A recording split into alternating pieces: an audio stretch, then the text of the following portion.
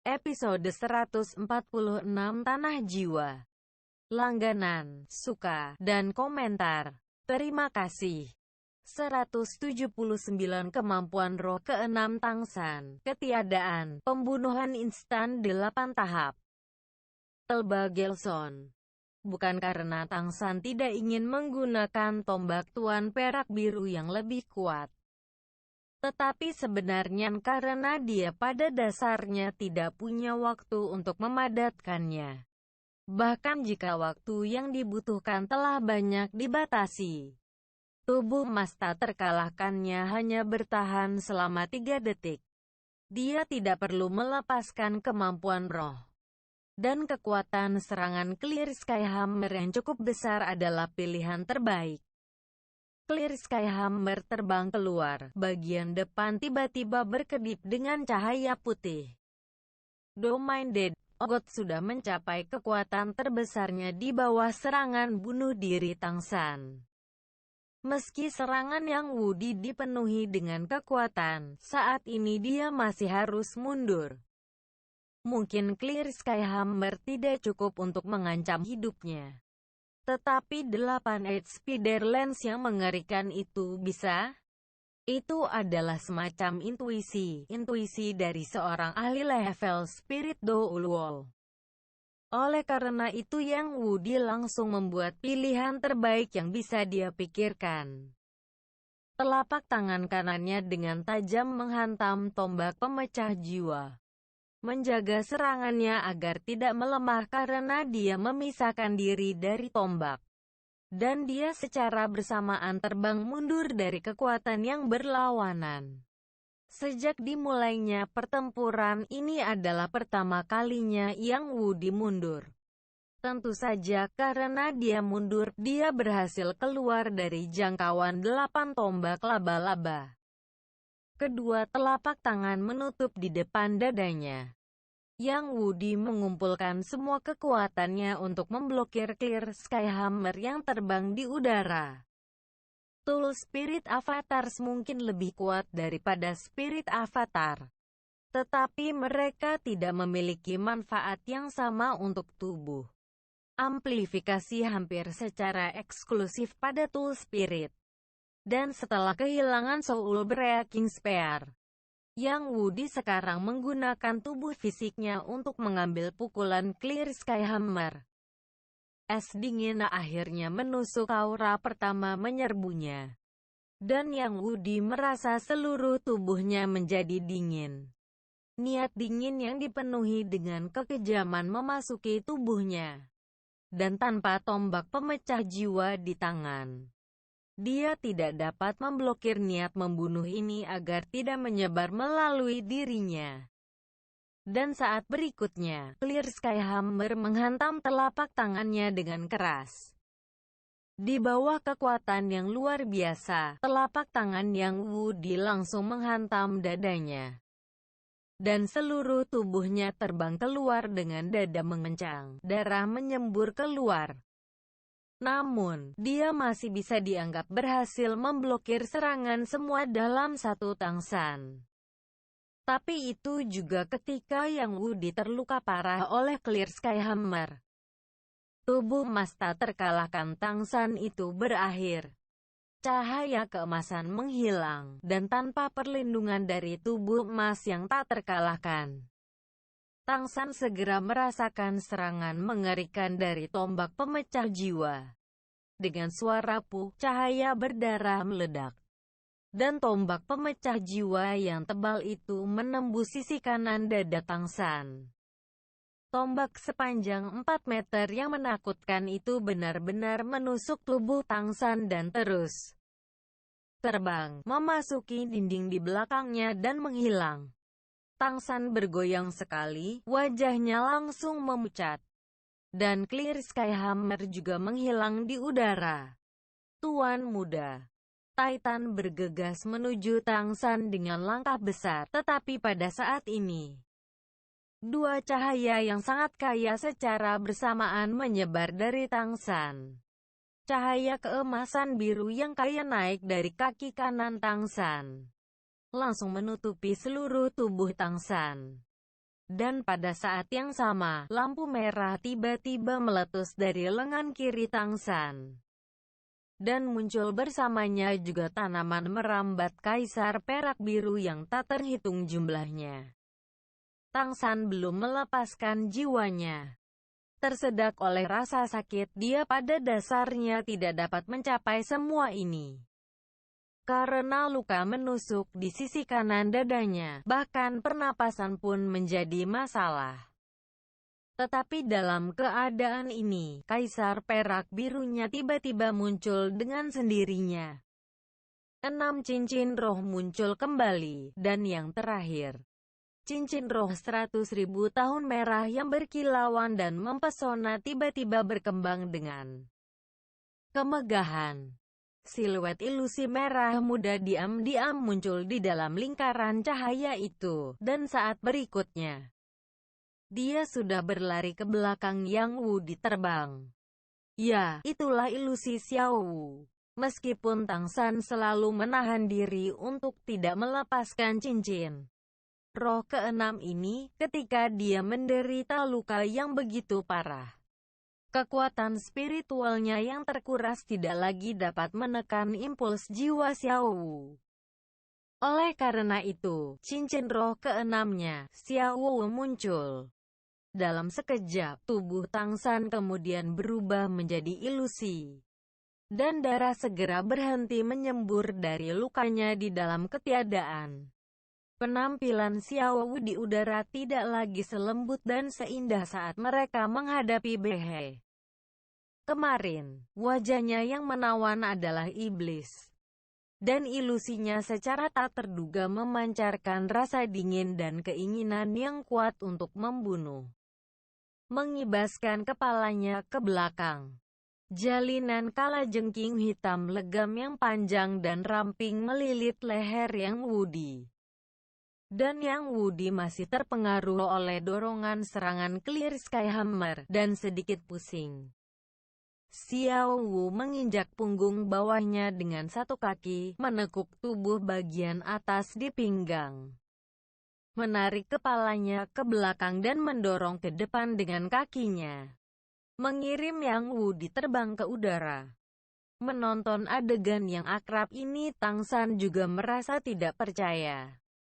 Dia akhirnya memahami kemampuan penuh Xiao Wu dan cincin roh keenamnya. Ketiadaan ditambah pertempuran jarak dekat yang mengamuk 8 stage drop. Jalinan kalajengking terpisah dengan tenang. Xiao Wu yang sangat cantik mengejar Yang Wudi di udara. Setelah menjadi kemampuan roh keenam Tang San, tidak hanya kekuatan jatuh 8 tahap Xiao tidak melemah, tetapi malah semakin kuat. Yang Wudi benar-benar terlempar begitu kuat oleh lemparan sebelumnya sehingga dia membentur langit-langit dan memantul kembali ke bawah. Dan Xiao Wu menyusul tepat saat dia rebound. Siluet merah jambu muncul di mana Yang Wudi pasti akan jatuh. Kedua tangannya langsung meraih pinggangnya yang ramping menekuk seakan patah. Membawa Yang Wudi berputar ke belakang. Bahkan jika Yang Wudi ingin melawan sekarang, serangan ke langit-langit telah memperpanjang rasa pusingnya. Dan selain merasakan langit berputar dan bumi berputar, dia hanya bisa memanggil tombak pemecah jiwa lagi. Xiao Wu memutar 2 putaran penuh di udara dengan cengkeramannya pada pakaian Yang Wudi.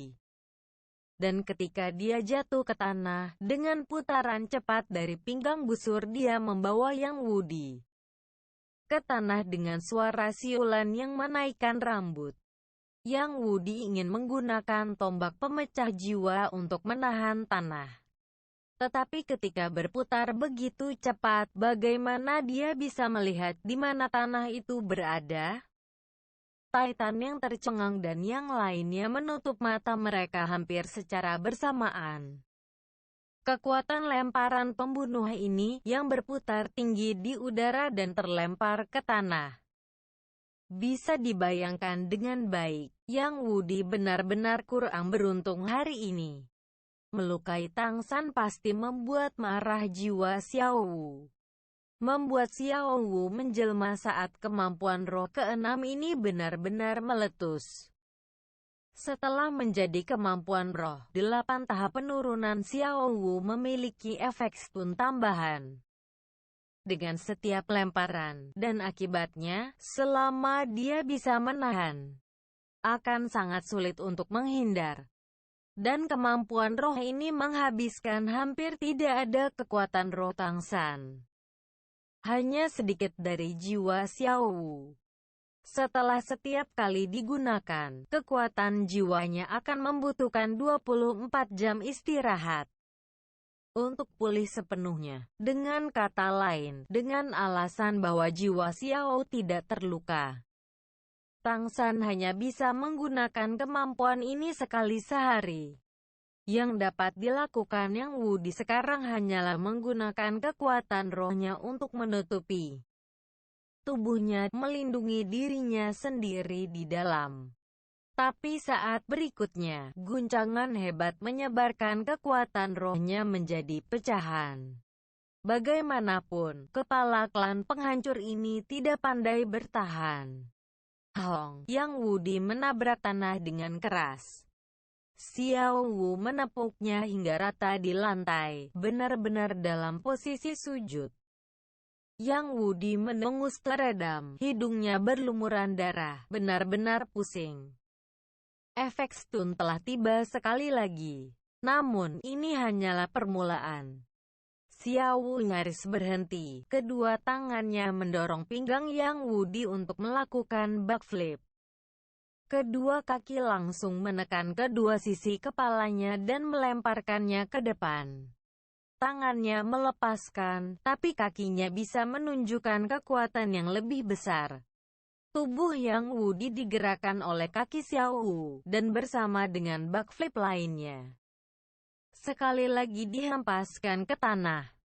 Memanfaatkan serangan balik dari lemparan kedua, Xiao Wu membalik-balikan, menghancurkan Yang Wudi kembali di tempat semula. Saat ini kepala klan pelanggar ini seperti karung goni yang dilemparkan oleh kaki Xiao Wu. Semuanya 6 kali, sekitar sepertiga, tulangnya mulai membuat suara berderit di setiap pukulan.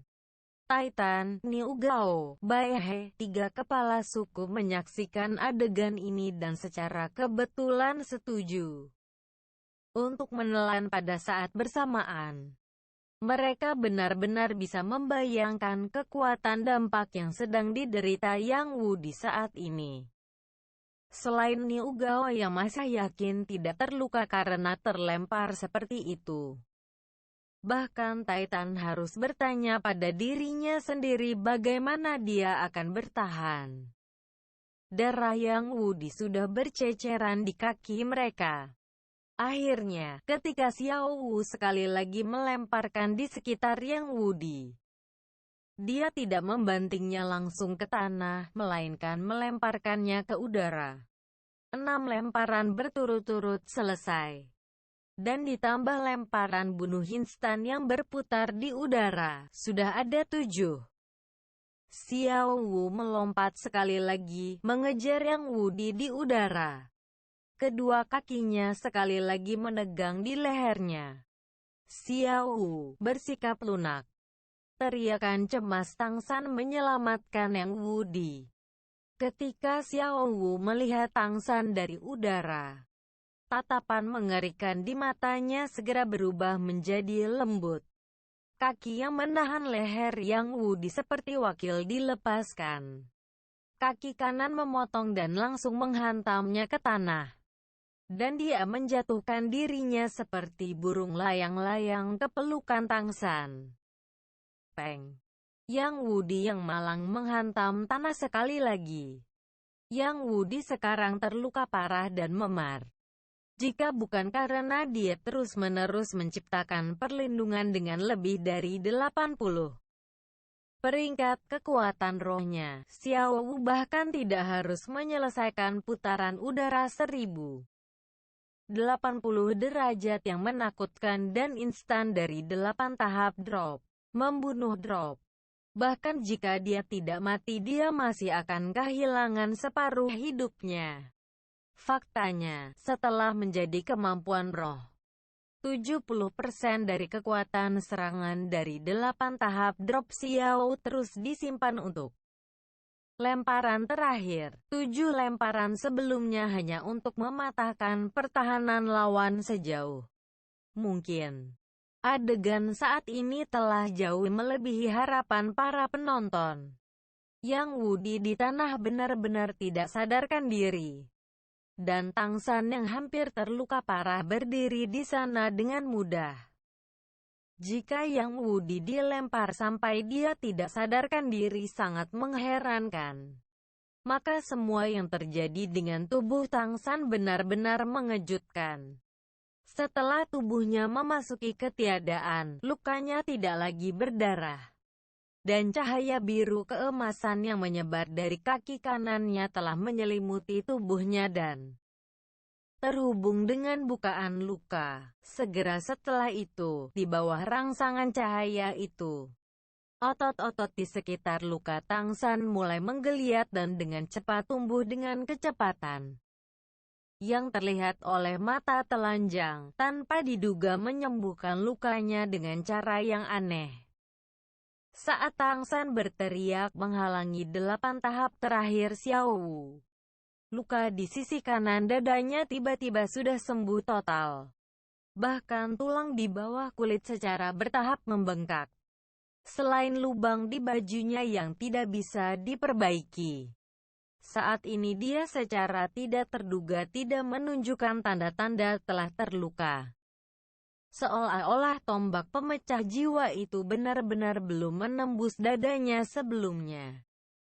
Xiao Wu yang ilusi memandang Tang San dengan ekspresi agak menegur. Lalu melirik lagi luka yang sudah sembuh di dadanya.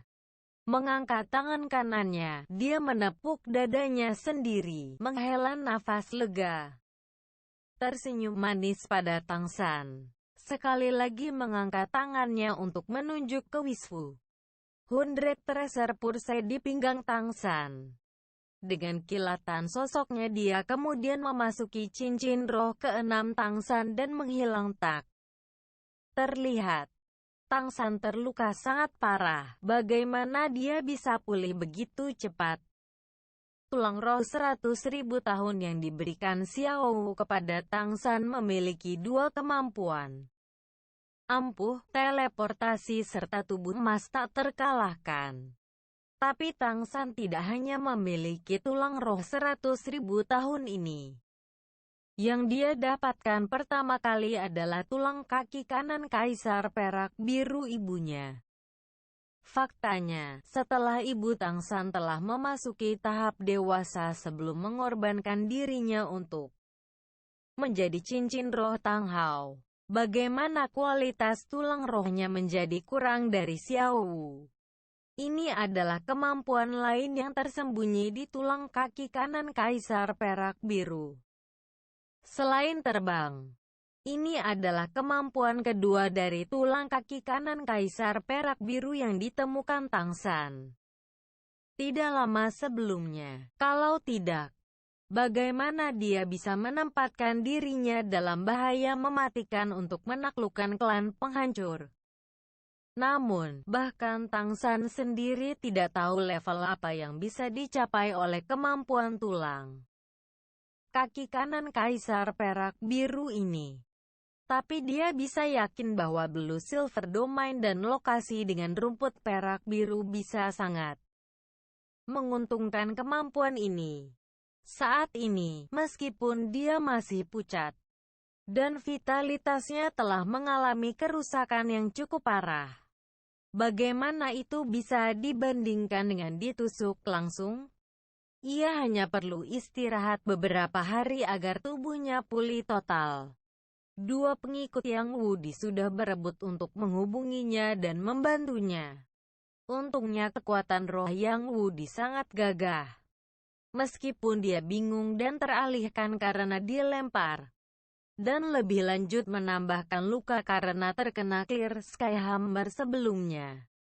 Setidaknya tidak ada masalah besar dengan tulangnya, meskipun luka dalam sulit untuk dihindari. Salah satu dari dua pemuda itu membantu Yang Wudi kembali ke tempat duduknya. Sementara yang lain dengan sigap mengeluarkan botol porselen dan menuangkan beberapa pil yang dia masukkan ke dalam mulut Yang Wudi. Lalu mengeluarkan air bersih dari alat roh untuk membasuhnya. Tang San percaya bahwa tindakan Xiao Wu di Wisfu Hundred Treasure Purse sebelum pergi adalah menyuruhnya makan obat-obatan pembangunan yayasan. Dan ketika dia melihat Yang Wudi mengambil beberapa, dia juga tanpa sadar mengulurkan tangannya ke dalam Wisfu Hundred Treasure Purse. Masih ada beberapa daun naga Zoysia yang tersisa. Dan makan satu sudah cukup untuk membantu kekuatannya pulih dengan cepat. Namun, saat tangan Tang San merentang ke dalam Wisfu Hundred Treasure Purse, ekspresinya langsung berubah menjadi aneh. Dengan cepat menyentakkan tangannya ke belakang seolah-olah terkena sengatan listrik. Titan sudah berjalan ke sisi Tang San dengan langkah besar. Niu Gao dan Bai He telah dikumpulkan oleh Yang Wudi, menggunakan kekuatan roh untuk mendapatkan efek pengobatan. Titan melihat gerakan tiba-tiba Tang San dan dengan tergesa-gesa bertanya, "Tuan muda, Anda baik-baik saja?" Tang San mengangguk berkata pada Titan, "Senior, aku agak lelah, aku akan kembali istirahat dulu." Begitu senior Yang Wudi bangun, saya akan menyusahkan Anda untuk memberitahu dia. Saya berharap bisa mendiskusikan berbagai hal dengannya di sore hari. Petik 2. Melihat ekspresi Balet Tang San, Titan buru-buru mengangguk. Sampai ketemu lagi. Tang San menggelengkan kepalanya. Tidak dibutuhkan. Senior Yang Wudi mungkin menderita luka dalam. Kamu tinggal. Aku baik-baik saja. Lihat. Berbicara, dia menunjuk ke tempat luka di dadanya. Ekspresi di mata Titan langsung berubah menjadi aneh. Dia tentu saja bisa melihat bahwa luka Tang San yang secara ajaib sembuh bukanlah efek dari kemampuan roh apapun. Jika itu bukan kemampuan roh, maka secara alami itu adalah tulang roh. Kemampuan tulang roh adalah tabu untuk dibicarakan oleh guru roh manapun. Dan meskipun dia dalam hati sangat ingin tahu, dia tidak menanyakan hal lain. Ma Hongjun tidak secermat Titan, dan ketika Tang San menolak bantuan Titan, Vati sudah meminjamkan tangan untuk mendukung Tang San menjaga kepergiannya dari ruang tamu. Dengan hanya satu kaki keluar dari pintu, dia tidak bisa terus bertanya pada Tang San. "Kakak ketiga, apa yang terjadi dengan lukamu sekarang? Kau membuatku takut sampai mati." Petik 2. Tang San tersenyum sedikit menggunakan transfer suara untuk berbicara dengan Vati. "Itu adalah kemampuan tulang roh. Aku menyebutnya, api tidak bisa menghancurkan rumput. Itu tumbuh lagi dengan angin musim semi." Sesaat setelah Tang San dan Ma Hongjun pergi, Yang Wudi muntah, mengeluarkan seteguk darah ungu hitam yang menggumpal, dan terbangun dari ketidaksadaran dengan nafas panjang. Obat-obatan yang disempurnakan oleh Breaking Clan cukup bagus. Dan meskipun organ dalamnya masih terasa seperti terbakar dan seluruh tubuhnya sakit, dia akhirnya bisa dianggap telah menstabilkan kondisinya. Baru saja membuka matanya, Yang Wudi pertama kali melihat ke arah tempat Tang San berdiri. Sebelumnya, tentu yang bisa dia lihat hanyalah genangan darah. Dan setelah menemukan Tang San tidak ada di sini, dia tidak bisa menahan pandangannya agar tidak berubah lamban. Melihat ke arah itu dengan linglung tanpa mengucapkan sepatah kata pun. Tapi betapa rumitnya perasaannya saat ini bisa dilihat dari tangannya yang gemetar. Titan, Niu Gao, dan Bai He dengan pemahaman diam-diam tidak mengganggunya. Bai He masih terus-menerus menanamkan Yang Wudi dengan kekuatan rohnya, membantunya mengatur napasnya yang tidak teratur. Setelah waktu yang lama, tatapan lamban Yang Wudi berangsur-angsur menipis, menahan rasa sakit di tubuhnya untuk berdiri, menghentikan Bai He untuk terus mencurahkan kekuatan roh. Saat ini dia sepertinya telah berusia 10 tahun.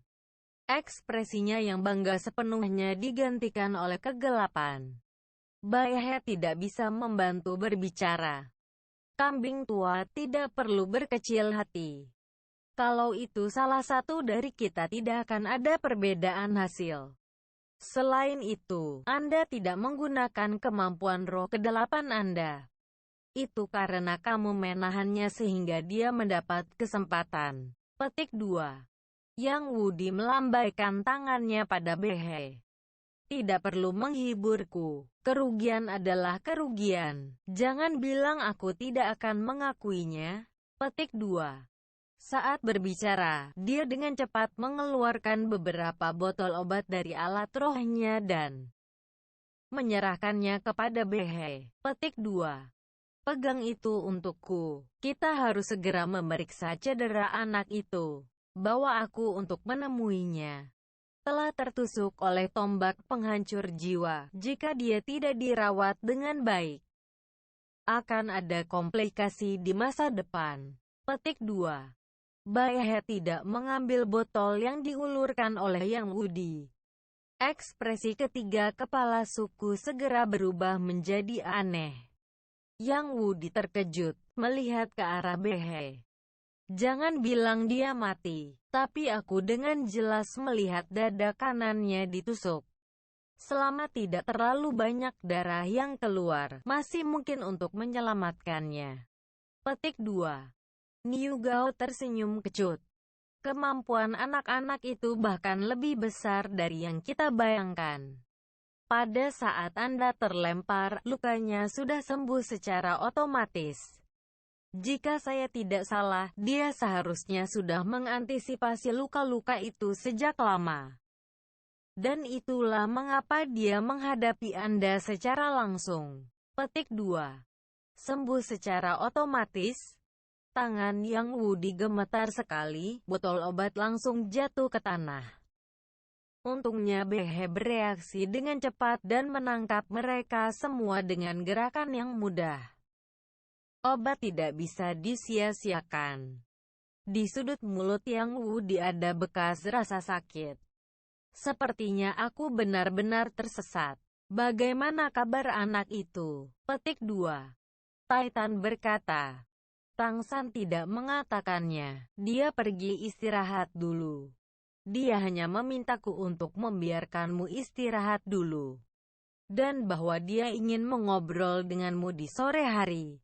Petik 2. Yang Wudi tersenyum pahit. Sepertinya aku benar-benar harus istirahat. Pelatihan pahit menyerang sepanjang hidupku. Tapi kalah dari anak muda peringkat 60 sesuatu. Ayo pergi, bawa aku kembali ke kamarku. Petik 2. Kedua murid Breaking Clan buru-buru mendukungnya dari kedua sisi. Berjalan goyah, Niu Gao secara pribadi membawa mereka untuk beristirahat. Titan dan Bai He saling memandang, dan Bai He menghela nafas. Pertarungan ini tidak hanya mematahkan ketegaran kambing tua itu, tapi juga kepercayaan dirinya. Petik 2. Titan mengangguk. Itu merupakan pukulan berat baginya, tapi mengingatnya dari beberapa sudut, itu mungkin bukan hal yang buruk. Lagi pula, sikap kambing tua itu tidak baik. Petik 2. Bai He mengungkapkan sedikit senyuman. Sepertinya 4 atribut tunggal kita benar-benar akan dipersatukan kembali sebagai sekte kali ini. Selanjutnya, kita akan melihat bagaimana cucu saya itu meyakinkan Yang Wudi. Saya pikir dia cukup fasih. Petik 2. Titan berkata dengan sedih. Burung putih tua, saya telah menemukan bahwa, di antara kami, Anda sebenarnya yang paling licik. Kemarin adalah akting. Nyatanya, kamu bersedia begitu kamu mendengar siapa Tang San. Petik 2. Bai He tertawa terbahak-bahak berkata, kamu hanya berakting. Saya sangat senang karena cucu saya terampil. Tetapi pada awalnya saya tidak tahu dia adalah cucu saya. Saya merasa bahwa saya sudah mulai menantikan masa depan Sekte Tang. Setidaknya Speed Clan tidak perlu mengkhawatirkan mata pencaharian kita lagi. Petik 2. Ma Hongjun langsung mengembalikan Tang San ke kamarnya dan pergi setelah memastikan Tang San tidak membutuhkan siapapun untuk melindunginya. Tang San tidak terburu-buru untuk berkultivasi. Ekspresinya saat ini tampak sangat mengerikan. Menundukkan kepalanya, dia melihat Wiswundred Treasure Purse yang tergantung di pinggangnya tanpa berkedip. Pada saat ini, dia bahkan tidak bisa memikirkan apa yang akan dia katakan pada Yang Wu di sore harinya. Tang San memiliki pemahaman penuh tentang bagian dalam dari Wiswundred Treasure Purse. Mengandalkan ingatannya yang bergengsi, dia dengan jelas mengetahui posisi masing-masing ramuan. Tubuh Xiao Wu ditempatkan sendirian di tempat yang luas. Namun, sekarang ketika dia akan meregangkan tangannya ke dalam untuk mengambil daun naga Zoysia, dia tiba-tiba menemukan bahwa dia merasakan kelembutan yang aneh. Kelembutan yang seharusnya tidak ada di Wiswundred Treasure Purse saat ini. Jika dia harus mendeskripsikannya, itu akan menjadi kelembutan yang lembut seperti leci yang baru dikupas. Tetapi tidak sedingin es dan agak lembut dan hangat. Apa itu? Apa yang tiba-tiba menempati ruang ini di Wiswundred Treasure Purse? Dengan hati-hati meregangkan tangannya ke dalam dompet, ingin menyentuhnya lagi. Tang San menemukan bahwa benda yang sebelumnya dia sentuh tidak ada di sana. Segalanya tampak kembali normal. Tiba-tiba teringat Xiao Wu. Dia buru-buru menariknya keluar dari Wiswundred Treasure Purse. Bentuk kelinci Xiao Wu masih meringkuk tertidur. Kabut beku di sekelilingnya semakin kaya. Fluktuasi energi yang luar biasa di dalam dirinya bahkan bisa dirasakan dengan jelas di dunia luar. Ya, setelah makan 2 ramuan harta karun abadi tingkat pertama. Jika bukan karena tubuh yang pernah dibudidayakan 100.000 tahun, mungkin dia akan meledak sejak lama. Melihat Xiao Wu yang tertidur, dalam hati Tang San merasa kecewa. Bahkan dia sendiri tidak tahu persis apa yang dia harapkan. Tang San memang sedikit lelah. Ini adalah pertama kalinya dia mengalami wildfire tulang kaki. Kanan Kaisar Perak Biru tidak dapat menghancurkan rumput. Itu tumbuh lagi dengan kemampuan angin musim semi. Sekarang tempat dia terluka sebelumnya hanya gatal, tapi dia masih merasa sangat lelah. Dia telah berusaha keras dalam pertempurannya melawan Yang Wu menggunakan sebagian besar triknya. Pada akhirnya, itu karena Xiao Wu yang menunjukkan kemampuan roh keenam yang luar biasa. Sehingga sampai pada hasil ini. Sekarang kelelahan fisik dan mental. Dia buru-buru memakan daun naga Zoysia, segera berbaring untuk tidur. Intuisi memberitahunya bahwa apa yang dibutuhkan tubuhnya tidak dapat disediakan oleh kultivasi. Hanya tidur yang benar-benar rileks yang dapat memulihkan vitalitas dan kekuatannya yang kelelahan. Keputusan Tang San secara alami benar. Meskipun tubuhnya adalah manusia, setelah mendapatkan tulang dan roh-roh ibunya, Bagian dari karakteristik abadi Kaisar Perak Biru sudah menjadi bagian dari dirinya. Hanya saja, sekarang dia masih belum bisa sepenuhnya melepaskan kekuatan tulang kaki kanan Kaisar Perak Biru, dan dalam pertempuran hari ini tidak ada banyak rumput biru perak di sekitarnya. Karena itulah dia merasa sangat lelah. Tepat ketika dia tertidur, tubuh Tang San mulai memancarkan cahaya biru samar. Ini adalah sinyal yang secara otomatis dikeluarkan oleh Kaisar Perak Biru. Blue Silver Domain tersebar secara tidak terduga pada dorongan naluriahnya. Ukurannya tidak besar, hanya sekitar 1 kilometer. Semua rumput perak biru yang tumbuh dalam jarak 1 kilometer ini dengan cepat melepaskan nafas vitalitas mereka, menuangkannya ke tubuh raja mereka. Dan mereka sendiri juga mendapatkan katalisator aura Kaisar Perak Biru, memberi mereka kesempatan berevolusi.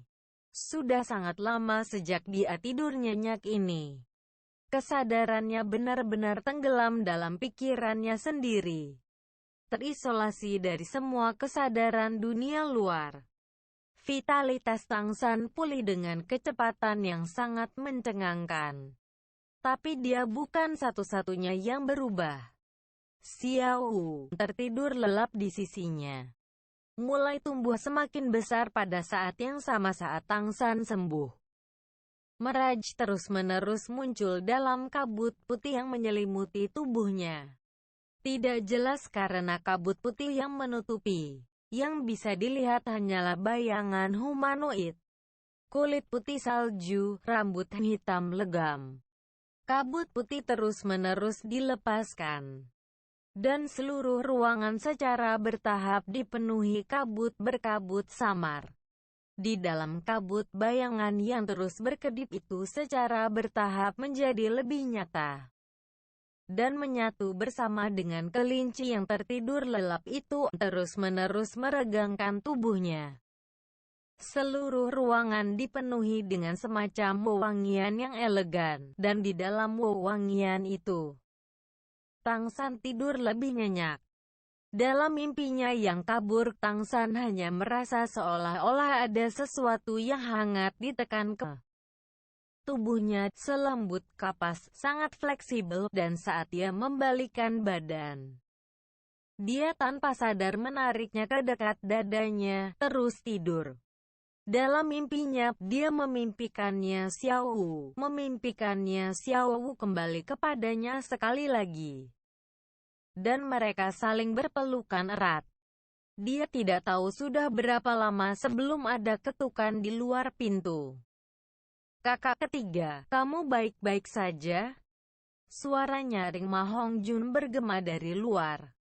Tang San yang tertidur lelap terbangun dari mimpinya. Lalu dengan heran menemukan bahwa di luar sudah gelap. Fatih, jam berapa sekarang? Tang San bertanya tanpa sadar. Saat menanyakan hal ini, tiba-tiba ia merasa ada yang tidak beres. Karena badannya terasa sangat berat saat ia mencoba untuk duduk. Bahkan lengan kanannya pun agak mati rasa. Menatap dadanya dengan kesadarannya yang kabur. Dalam sekejap, semua rasa kantuknya menghilang seperti air pasang. Ma Hongjun berkata di luar pintu. Ini sudah malam, kakak ketiga, ayo makan sesuatu. Pemimpin klan penghancur itu masih menunggu kondisi Anda. Petik 2. Tang San kemudian bereaksi. Fatih, kamu duluan. Aku akan segera ke sana. Petik 2. Ma Hongjun mendengar bahwa suara Tang San agak aneh. Tetapi dia pikir itu karena tubuh Tang San terlalu lelah dari pertempuran sebelumnya. Dan tidak terlalu keberatan. Setuju, dia berbalik dan pergi. Sementara Ma Hongjun pergi, Tang San mencubit pahanya dengan keras. Seluruh tubuhnya sedikit gemetar.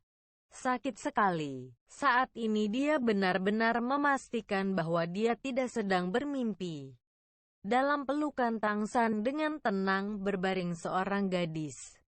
Seorang gadis yang tidak mengenakan sehelai benang pun. Rambut hitam seperti air terjun menutupi hampir seluruh tubuhnya. Kulit telanjangnya menempel di Tang San, bersandar di tubuhnya seperti anak kucing. Lengan kanan Tang San mati rasa karena dia menggunakannya sebagai bantal. Kepalanya terkubur di dada Tang San dan wajahnya tidak bisa dilihat, tetapi kulit itu yang begitu lembut hingga bisa patah karena angin. Sudah cukup untuk membuat pria manapun menjadi gila.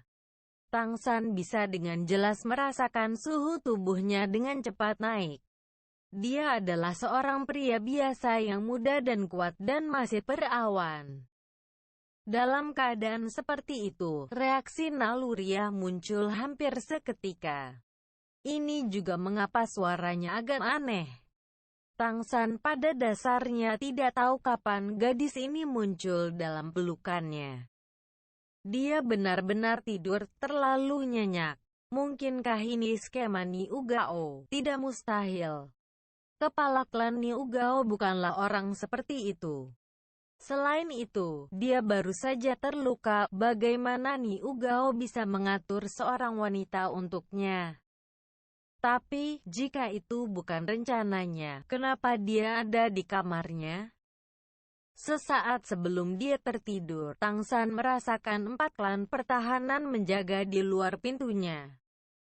Orang luar tidak bisa dengan mudah masuk bersama mereka di sana. Dorongan yang intens terus-menerus menyerang hati Tang San, dan dia segera menjadi waspada. Dia tidak bisa membiarkan keinginan mengalahkan akal sehat. Dan dia bahkan tidak bisa mengecewakan Xiao Wu. Dia menggerakkan lengan kanannya tanpa ragu-ragu, mencoba menariknya kembali. Tapi saat dia bergerak, wanita muda dalam pelukannya itu sepertinya bangun. Perlahan mengangkat kepalanya sambil menguap. Menggosok tubuh Tang San seperti yang dia lakukan adalah rangsangan intens lainnya. Tetapi ketika wanita muda itu benar-benar mengangkat kepalanya dan memandang Tang San dengan mata kosong dan jernih, Tang San tidak lagi merasakan rangsangan apapun. Seluruh pikirannya menjadi kosong sama sekali. Itu adalah raut wajah yang sehalus cantik. Sepasang mata besar hitam legam dengan sedikit warna merah jambu. Wajah yang sangat indah tanpa riasan, tapi tetap begitu cantik, dan bahkan lebih familiar. Xiao Wu. Suaranya yang bergetar agak serak. Dalam sekejap, mata Tang San sudah benar-benar merah dan lembab. Ya, Min yang sangat indah itu hanya milik orang yang paling dicintai di hatinya. Mungkin ada wanita lain yang bisa menyamai kecantikannya, tetapi di mata Tang San, dia adalah satu-satunya untuknya, dan tidak ada yang bisa membandingkan. Lengan yang awalnya ingin dia lepaskan tiba-tiba menegang, menarik gadis yang bingung dan tak berdaya itu ke pelukannya. Seolah-olah dia ingin bergabung dengannya. Meskipun dia sudah mencubit dirinya dengan keras, Tang San masih sangat takut. Takut ini adalah mimpi yang indah. Memeluk Xiao Wu yang benar-benar telanjang, hatinya tidak menyimpan satu pikiran jahat pun. Hanya cinta yang intens tanpa batas. Tatapan Xiao Wu masih kosong dan tak bernyawa, tetapi dalam pelukan berapi-api Tang San, lengan seperti teratai putihnya perlahan terangkat, dengan sangat alami memegangi lehernya. Ekspresi wajahnya sebagian enggan untuk melepaskannya. Tetapi ekspresi di matanya masih begitu kosong. Xiao Wu, apakah kamu tahu betapa aku merindukanmu? Kenapa kamu begitu bodoh, mengorbankan dirimu untukku?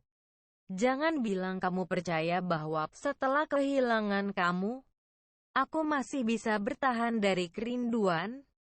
Jika bukan karena secercah harapan untuk kebangunan rohani, saya pasti sudah mengikuti Anda.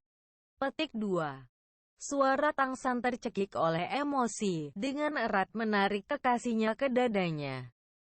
Tempat paling lembut di hatinya terus bergetar, mencium aroma manis yang dipancarkan Xiao Wu.